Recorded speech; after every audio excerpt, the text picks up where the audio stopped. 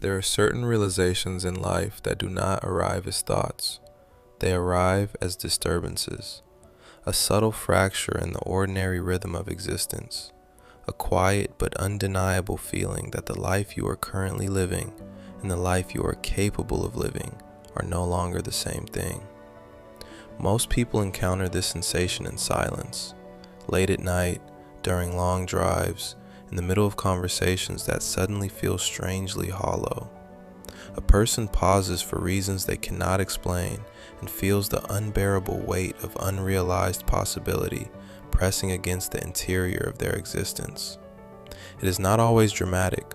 Sometimes it feels almost gentle, like a distant knocking from another room within yourself.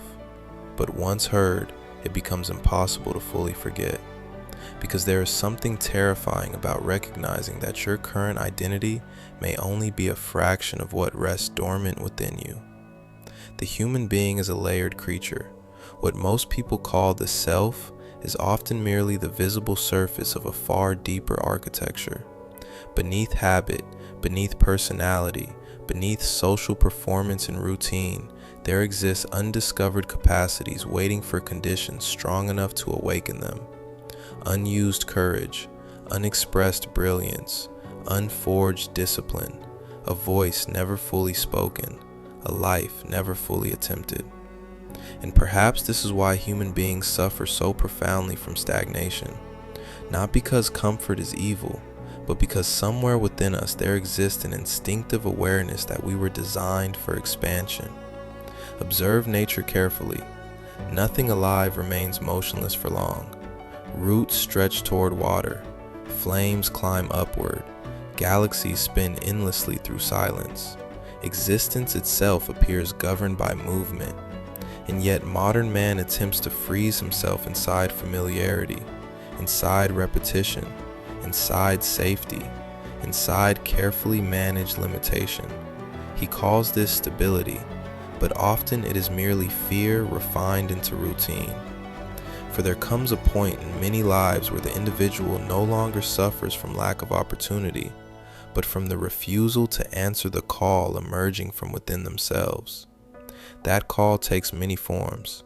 Sometimes it appears as ambition, sometimes as dissatisfaction, sometimes as grief, sometimes as envy toward those who dare to become more than they once were. But beneath all its disguises, the message remains the same. You are living beneath your deeper capacities. And that realization can either awaken a person or destroy their peace entirely. Because once a human being glimpses the possibility of transformation, they become responsible for their response to it. This is why awareness changes everything. An unconscious person can waste years comfortably, but a conscious person feels every compromise, every delayed dream, every act of cowardice. Every repetition of destructive habits begins echoing louder internally. For consciousness sharpens consequence. The individual no longer merely experiences life, they witness themselves becoming through it.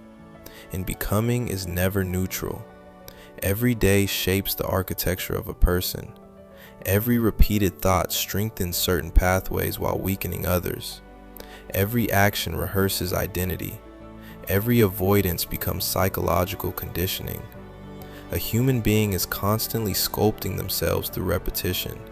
This is one of the great truths ancient thinkers understood deeply. Character is not built in singular moments of intensity. It is assembled quietly through accumulated choices.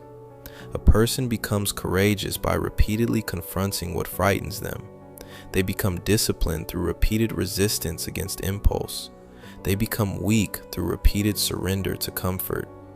Eventually, the repetitions harden into personality, and personality hardens into destiny. This is why the call toward unrealized potential often feels so emotionally violent, because answering it requires dismantling parts of the current self, the familiar routines, the excuses, the identities built around limitation. Transformation is not additive at first, it is subtractive. One must remove the habits that poison clarity, Remove the environments that suffocate growth. Remove the narratives that keep the spirit confined within smaller definitions of itself. And removal feels painful because human beings become attached even to what diminishes them. People cling to suffering that has become familiar. They defend limitations they secretly despise. Why? Because familiarity creates psychological shelter. The unknown, even when beautiful, still terrifies the nervous system. To evolve means entering uncertainty voluntarily, and uncertainty is the birthplace of becoming. This is why every meaningful transformation throughout history required crossing a threshold. The warrior leaves home. The philosopher abandons old assumptions. The artist sacrifices certainty for expression. Every ascent demands departure. One cannot remain psychologically identical and simultaneously become something greater. The previous configuration of the self must fracture. This is where many retreat, not because they lack ability, because they underestimate the emotional cost of expansion. For growth does not merely challenge behavior, it challenges identity itself. The person begins outgrowing environments that once felt natural. Conversations begin feeling empty. Old pleasures lose intensity. Even friendships can become painful reminders of former versions of oneself. There is loneliness hidden inside transformation. Not because growth isolates people intentionally, but because evolution alters perception. The individual begins seeing possibilities where others see permanence, and this creates distance.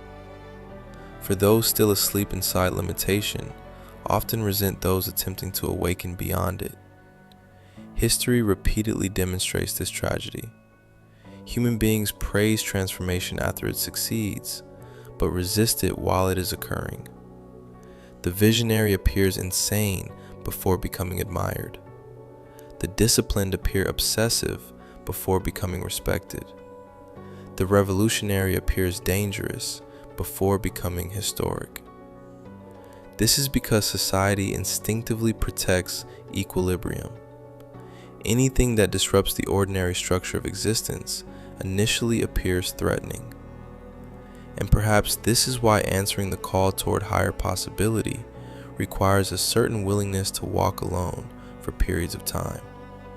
Not forever, but long enough to hear your own mind clearly without the noise of collective fear drowning it out.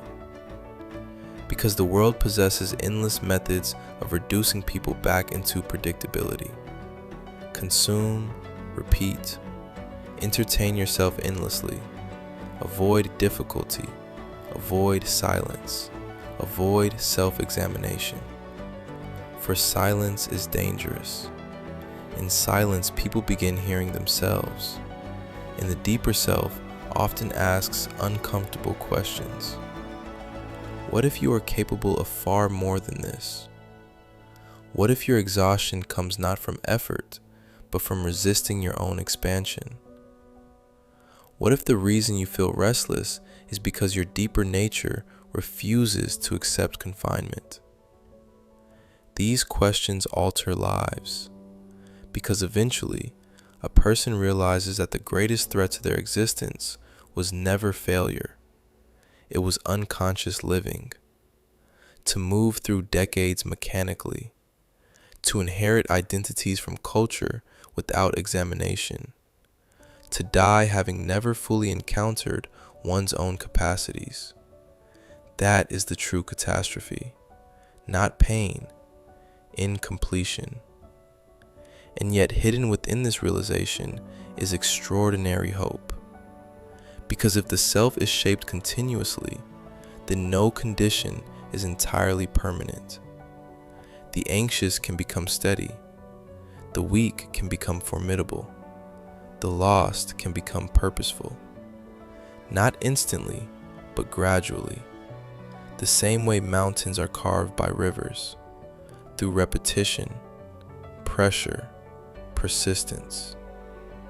human beings underestimate the power of cumulative transformation. They seek dramatic reinvention while ignoring the astonishing force of small, repeated actions. But identity is rarely altered in singular moments. It changes through daily negotiations with oneself. One disciplined morning, one resisted temptation, one difficult conversation, one honest confrontation with fear. These moments appear insignificant individually, yet over years, they construct entirely different human beings. This is why destiny is often hidden inside ordinary routines. The future personality is quietly being assembled through what you repeatedly practice in private. And perhaps the most beautiful truth of all is that untapped potential does not disappear simply because it has been neglected. It waits, patiently, like fire hidden beneath ash, waiting for friction strong enough to ignite it again. There are people who awaken at 40, at 60, after years lost in confusion, because the deeper capacities of a human being can remain dormant for astonishing lengths of time before suddenly emerging with overwhelming force. History is filled with late awakenings. Men and women who spent years asleep inside smaller identities before finally answering the call toward fuller existence. And maybe that is the true meaning of hope, not blind optimism, but the recognition that no matter how much time has passed, the unfinished parts of you still remain capable of emergence. That within every human being, there may exist an undiscovered architecture of greatness, waiting for enough courage to uncover it. And perhaps the call toward untapped potential is not asking you to become someone artificial. Perhaps it is asking you to become more fully yourself than you have ever dared before.